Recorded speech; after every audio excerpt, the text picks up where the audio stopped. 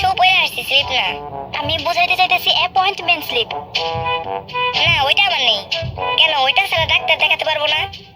Wait, মাত্র 65 KG. মানে? কেন আপনি তো মাত্র জিজ্ঞেস করলেন আমার ওয়েট, তাই আমি বললাম।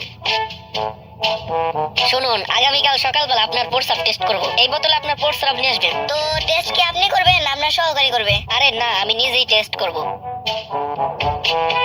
প্রস্রাবের বোতল তো ঠিক আছে, কিন্তু চানাচুর আনলেন কেন? না, ভাবলাম খালি মুখে টেস্ট করবেন, ব্যাপারটা খারাপ দেখায় না, তাই চানাচুর আনলাম। চানাচুরের সাথে টেস্ট করে মজা পাবেন।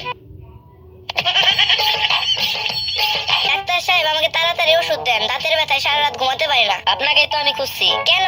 না, আমার তো একজন নাইট গার্ড দরকার, তাই। ডাক্তার সাহেব, আমার প্রস্রাব হয় না, জ্বালা পোড়া করে। মেশিন নষ্ট হয়ে গেছে, পাল্টাইতে হবে। কি বলেন ডাক্তার সাহেব, এটা কেমনে সম্ভব? আরে যে মেশিন দিয়ে আপনার টেস্ট করব সেটা নষ্ট হয়ে গেছে। আচ্ছা, আপনার খাবার সবসময় ঢাকা রাখবেন। ঢাকা তো অনেক দূরে, কুমিল্লায় রাখলে চলবে? আরে আপনার কি খবর? এখন কেমন আছেন? কোনো সমস্যা হচ্ছে না তো? না, কোনো সমস্যা হচ্ছে না, তবে হয়েছে কি, এখন দম নেওয়ার সময় আর ছাড়ার সময় বুকের ভিতর টিক টিক শব্দ করে। তাই তো বলি, আমার এত দামি ব্র্যান্ডের ঘড়ি কোথায় গেল? আচ্ছা ডাক্তার সাহেব, আপনি কি সত্যি বলতেছেন আমি চশমা নিলে পড়তে পারবো? নিশ্চয়ই, কেন পারবেন না? আমি তো আগে পড়তে পারতাম না, যাক চশমা নিলে তাও পড়তে পারবো। ডাক্তার সাহেব, আমাকে কুকুরে কামড়েছে। আপনি কি জানেন না আমার রোগী দেখার সময় বিকাল 4টা থেকে রাত 8টা পর্যন্ত? আমি তো জানি, কিন্তু হতচ্ছাড়া কুকুরটা তো আর জানে না।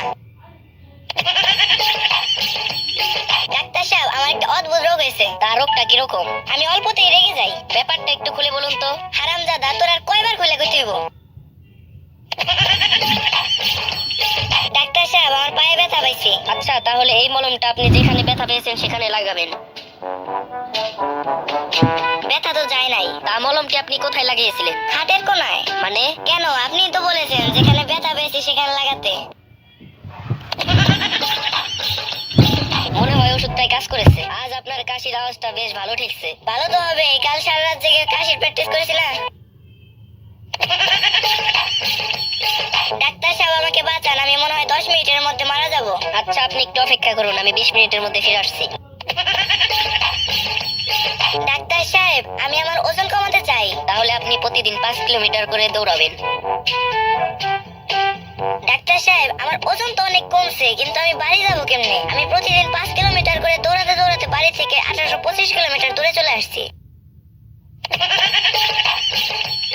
ডাক্তার সাহেব, আমার পেটে অনেক গ্যাস, কিন্তু ভালো দেখে যে আমার গ্যাসে কোনো গন্ধও নেই, শব্দও নেই। এখানে বসে আমি 15-20 বার গ্যাস ছেড়েছি, কিন্তু কেউ টেরই পায়নি। এই ওষুধটা খান, আর 1 সপ্তাহ পরে আসবেন।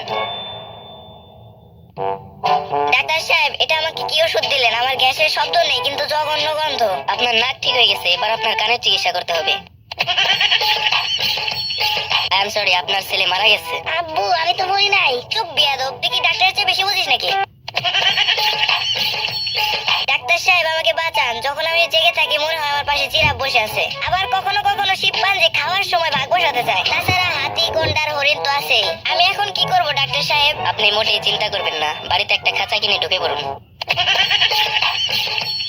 ডাক্তার সাহেব, বেশি দিন বাঁচার উপায় কি? যান গিয়ে বিয়ে করুন। কেন, বিয়ে করলে কি বেশি দিন বাঁচা যায়? তা যায় না, কিন্তু বিয়ে করলে বেশি দিন বাঁচার চেষ্টা করবেন না। আচ্ছা ডাক্তার সাহেব, দুনিয়াতে এত চিহ্ন থাকতে আপনার প্লাস কেন বেছে নিলেন? দেখুন, রোগী মরুক বা বাঁচুক, ডাক্তারের পকেট তো সবসময় প্লাসই থাকে।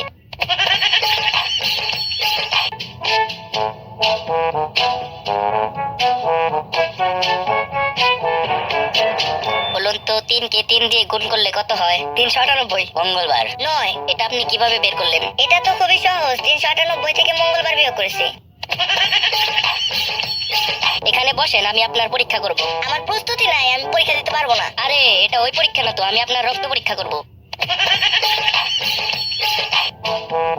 আমি আপনাকে কিছু ওষুধ লিখে দিতেছি, ওষুধগুলো আপনি প্রতিদিন 1 চামচ করে খাবেন। ডাক্তার সাহেব, খালি ওষুধ খেলে চলবে না, চামচ খাইতে তো অনেক কষ্ট হইব। যান, এখান থেকে বের হন। এক্সকিউজ মি, ফিসটা দিয়ে যান। আমি কি পরীক্ষা দিয়েছি নাকি যে ফিস দিব?